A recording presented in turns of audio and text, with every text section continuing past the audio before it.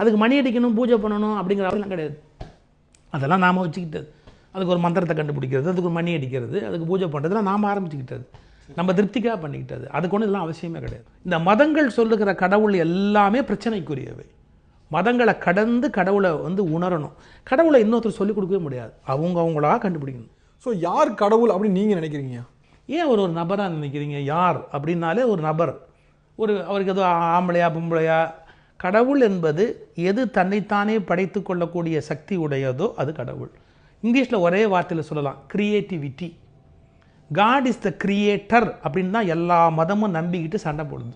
சரி, God is த கிரியேட்டர்னா அவர் ரொம்ப உட்காந்துக்கிறாரு, ஒரு நாள் உலகத்தை உருண்டையை படைக்கிறாரு, நட்சத்திரத்தை படைக்கிறாருன்னா ஏன்னா படைக்க முன்னாடி ஒரு எங்கடா உட்காந்துருந்தான்னு ஒரு கேள்வி கேட்பேன்.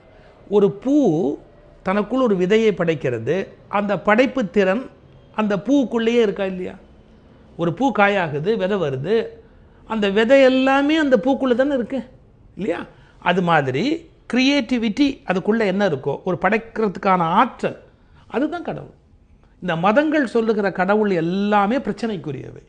மதங்களை கடந்து கடவுளை உணரணும். கடவுளை இன்னொருத்தர் சொல்லிக் கொடுக்கவே முடியாது, அவங்களா கண்டுபிடிக்கணும். எப்படி இது இப்போது நான் இருக்கிறேன்னா, நான் ஒரு செயின் நடுவில் எங்கள் அப்பா இருக்கார் போயிட்டே இருக்குது. அப்போ யாருமே இல்லாமல் நான் வர முடியல. எனக்கு சில விஷயம் கொடுக்கப்பட்டிருக்கு. நான் சாப்பிட்றது டைஜஸ்ட் ஆகுது, என் ஹார்ட்டு தானாக பம்ப் பண்ணுது, இவையெல்லாம் என்னுடைய கண்ட்ரோல்லே இல்லை, நடந்துக்கிட்டு இருக்கு. அப்போ ஏதோ ஒரு ஆற்றல் எனக்குள்ளேருந்து இவ்வளோத்தெல்லாம் இயக்குகிறது. அந்த ஆற்றல் நிச்சயமாக மேம்பட்டது, அது என்னுடைய கண்ட்ரோல்லே இல்லை அந்த ஆற்றல். அடுத்தது இந்த பிரபஞ்சத்தோட இயக்கமும் அது மாதிரி ஒரு இயக்கத்தில் நடந்துக்கிட்டே இருக்குது. அது நம்முடைய சாமர்த்தியத்தில் இல்லை. அதெல்லாம் இந்த நம்முடைய சாமர்த்தியத்தில் இல்லாமல் போயிட்டே இருக்கிற விஷயங்களை பார்க்குற போது இந்த ஆற்றல், உள்ளாற்றல், பேராற்றல், இவைகள் எல்லாமே ஏதோ ஒரு நம்மை விட மேம்பட்டதாக தோணுகிறது. ஸோ இதை நோக்கி பயணம் பண்ணிக்கிட்டே போனால் தன்னைத்தானே எதால் படைத்து கொள்ள முடிகிறதோ, தன்னைத்தானே எதால் பிடிப்பித்து கொள்ள முடிகிறதோ அந்த ஆற்றல் எல்லாமே கடவுளாக கருதப்படலாம். அதுக்கு மணி அடிக்கணும், பூஜை பண்ணணும் அப்படிங்கிற அவசியம்லாம் கிடையாது. அதெல்லாம் நாம் வச்சுக்கிட்டது.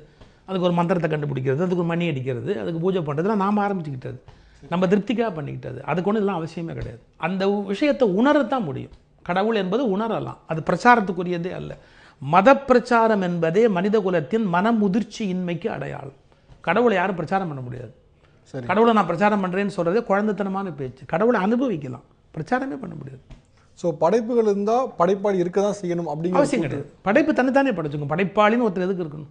அது ஏன் ஒரு நபராக இருக்கணும்னு நினைக்கிறீங்க? அது ஏன் ஆணாக இருக்கணும்னு நினைக்கிறீங்க? இல்லை அது ஏன் ஒரு பெண்ணாக இருக்கணும்? இந்த கதை என்னால் மறக்கவும் முடியாது. நான் பலருக்கும் இதை எங்கெல்லாம் போகணும் அதெல்லாம் சொல்ல விரும்புகிறேன். இந்த நான் தெரிஞ்சுக்கிட்டு மனசே மந்திர சாவி புத்தகம் நான் எழுதியிருந்தேன்ல, அதில் முதல் கதையை அதான் நான் எழுதியிருப்பேன். நான் எழுதியிருக்கும் போது அந்த பையன் கையில் ஒரு பூச்சி பிடிச்சிக்கிட்டு இது உயிரோடு இருக்கா செத்து போச்சா அப்படின்னு கேட்பான். அவன் சொல்லுவான், அது உன் கையில் இருக்குது அப்படின்னு. பூச்சி உன் கையில் மட்டும் இல்லை, அது இருக்கிறது சாவது உன் கையில் இருக்குது அப்படின்னு. ஸோ வாழ்க்கை அந்த வண்ணத்து பூச்சி, அது இருப்பதும் அழிவதும் உன் கையில் இருக்குது.